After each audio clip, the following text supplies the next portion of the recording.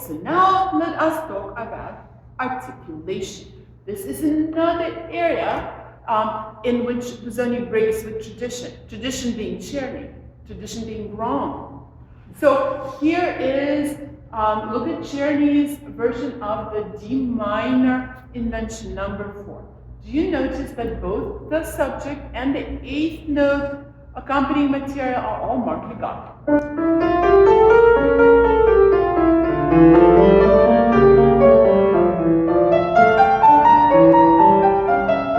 Well, it's not impossible, it's actually kind of pretty, but it's very difficult to tell what's what. It is certainly the modern understanding that notes of different note values should be played with different articulation. If you could slide us over to the right. So here's Busoni's version, which really is in every modern edition now.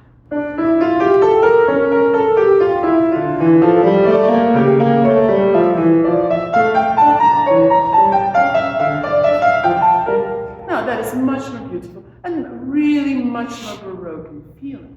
You almost hear somebody strumming on the viola da gamba as their accompaniment. One of my favorite, well, they're all my favorite. So the next example we see is the E major invention, where Czerny marks everything legato again.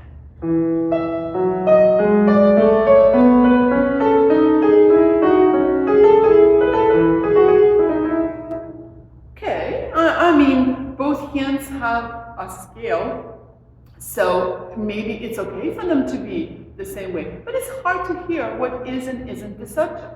So can we take a look at the Busoni version?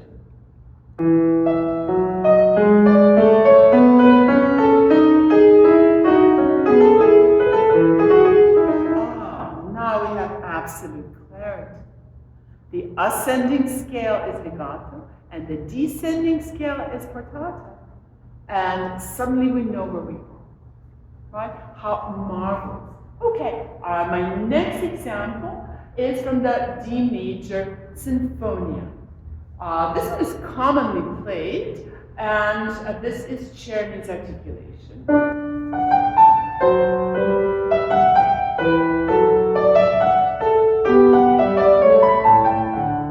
Well, it's pretty. I mean, it's hard to make Bach's music not pretty, isn't it? Okay, but let's see what Busoni does to it.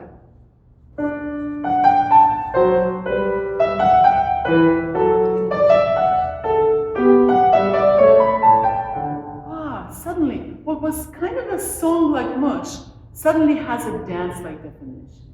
How absolutely marvelous and amazing. Remember that Bach doesn't put articulation, it is up to us to figure it out. When I teach this, I actually do something completely different yet. I concentrate on the arpeggiato work. That's just what I like.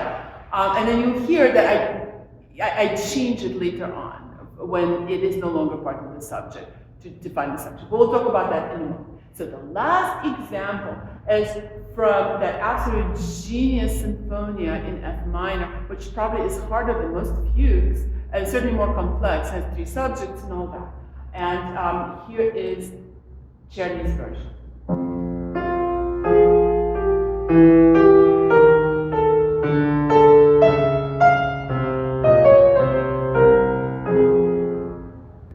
Again, music's so genius, you can't do anything bad to it, except that having played so much with Baroque ensembles, that I know for a fact that there's no cellist or viola da gambist who'd play that left hand like that. That's a walking bass.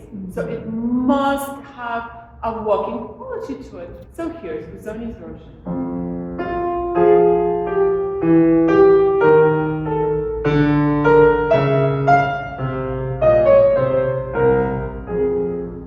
Now again, we can hear what's what. Now, I will admit, this makes the Sinfonia much harder, especially when this happens later, with all the voices intermixed. But some things are worth the pain, because this piece is just one of the greatest masterpieces.